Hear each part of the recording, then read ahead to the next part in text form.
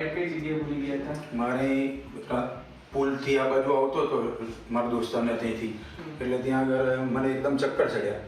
એટલે પછી હું ત્યાંથી એટલામાં મેડિકલ સ્ટોર ગોતતો હતો. એટલે મેડિકલ સ્ટોર ગોતવા પછી મારું બાઇક ભૂલી ગયો હું. મને મારી બાઇકમાં થેલી લબડાયેલી હતી અને મેં પૈસા બધા મારા છોકરાને ફી ભરવાના અને મારા કપડાં હતા, 4 જોડી કપડાં હતા, એ બધું હું એનું ભૂલી ગયો હતો. પછી મને કતારગામ પોલીસ સ્ટેશનમાંથી ફોન આવ્યો હતો.